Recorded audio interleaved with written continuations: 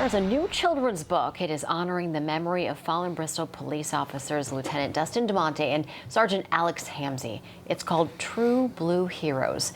The author is here to tell us all about it. Joining me now on the couch, Paul M. Albert and Sgt. Dan Dwyer with the Bristol Police Department. Welcome. Thank you both so much for being with us. Thank you. Thank you for having us. Great to have you here. All right, well, I've got the book right here. I was able to go through it. It's really a neat book. Tell me how this came about. Well, I initially started writing books about community and being inclusive and all those things. So I intended on writing books for the police, the fire, our medical responders, just to kind of bolster some of the community superheroes. And then we had the tragedy happen, and I knew I wanted to do something special with the edition for the police officers. I just didn't know how to address it with everybody being so emotional about it and it being so close to home.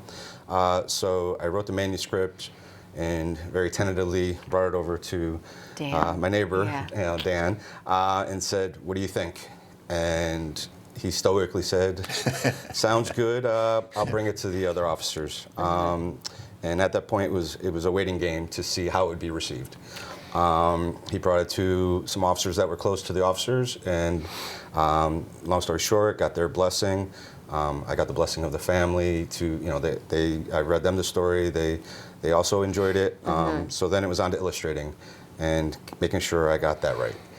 So it was a passion project from the start, but ultimately very tedious, to make sure it was presented properly.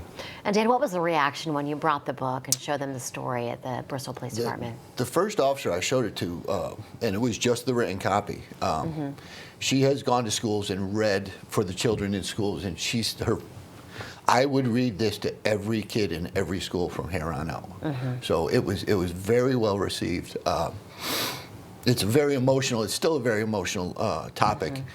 So Paul did a great job memorializing the guys and honoring them, as we all want to do at the PD.